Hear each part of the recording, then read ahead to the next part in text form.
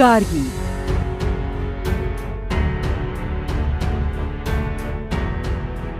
आक्रांताओं ने भारत पर आक्रमण कर यहाँ की धरोहर, मंदिर और विश्वविद्यालय आदि तो नष्ट किए ही, साथ ही भारतीयों की सोच पर भी प्रहार किया। धीरे धीरे असुरक्षा का भाव इतना बढ़ गया कि महिलाओं के प्रति संकुचित मानसिकता ने जन्म लिया। महिलाओं को अपने विचार रखने से रोक दिया गया, शिक्षा के अधिकार से दूर कर दिया गया। समय के साथ वे पुरुषों से हीन मानी जाने लगी और उनका आत्मविश्वास भी खोने लगा।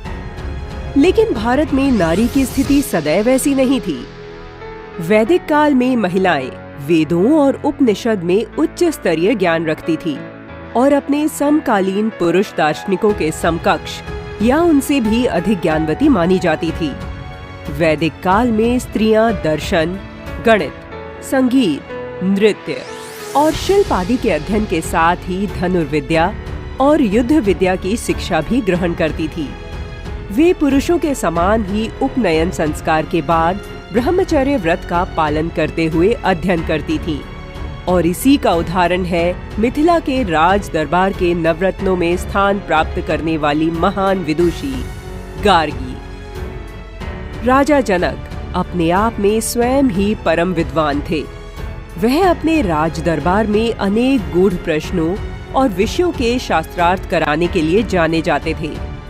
ऐसे ही एक शास्त्रार्थ के दौरान गार्गी ने ऋषि याज्ञवल्क्य से स्पेस टाइम से संबंधित प्रश्न किया था। वही स्पेस टाइम जिसकी संकल्पना 1905 में एल्बर्ट आइंस्टाइन द्वारा उनके थ्योरी ऑफ रिलेटिविटी के बाद में दी गई थी। इससे दो बातें स्पष्ट हो जाती हैं। पहली यह कि जो ज्ञान लोगों को आइंस्टाइन की थ्योरी के बाद हुआ था, उस स्पेस टाइम के बारे में विदुषी गार्गी वैदिक काल में ही जानती थी। और दूसरी यह कि भारतवर्ष में महिलाएं अपनी बुद्धिमता, ज्ञान विज्ञान में निष्णात होने के साथ ही प्रत्येक क्षेत्र में पुरुषों के बराबर थी।